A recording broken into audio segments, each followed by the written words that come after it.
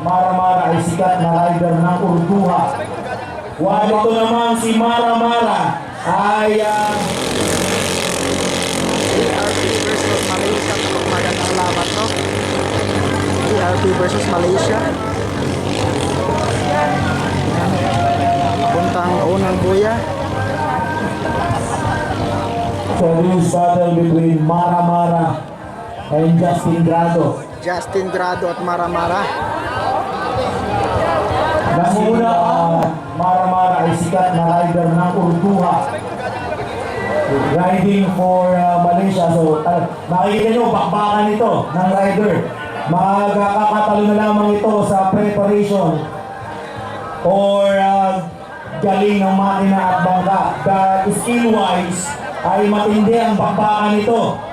So si Justin Grado is kauna-unahang champion sa national. While ito naman si Mara Mara ay magpapakita naman ito ng galing na subukan na sungkitin ng kampiyonato. So tingnan natin. Ito, bakbakan to, nakikita nyo naman. Parehas ang laki ng bangka, parehas ang makina. Pero nakuhuna ang Malaysia. At nauna naman po ang ART.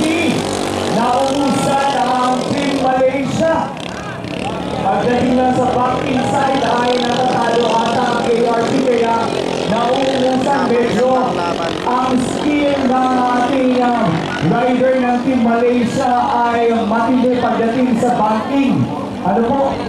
Kaya lang ay naaabutan na siya pagdating sa parallel race. Ay ng local stretch. Tingnan natin. Leading pa rin ang ating Team Malaysia. Napakagandang Kaya ilang meter ito, pero hindi pa rin hinahayaang makalayo ng ARP ang ating Team Malaysia. Kaya naman po, dikit na dikit pa rin ang ating laban. Kung ating makikita ay halos ilang feet lang ang inilalayo ng Team Malaysia laban sa team ng ARP. Huwag kayong kukurap. Matititindi ito sa mga bangkingan. At hahataw ito sa kahuli-huli ang boya. Hindi magpapatalo ang dalawang rider na ito sapagkat ganito kagagaling. Magkakatalo na lamang sila sa bangka. Kaya na. Ayun na, nag-overshoot ang team ARP. Pero pareho po sila nag-overshoot.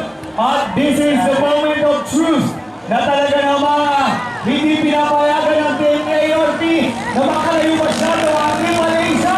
At kita naman ang Team Malaysia ang nagwagi parang championship ang labanan. So ito yung mga abangan natin.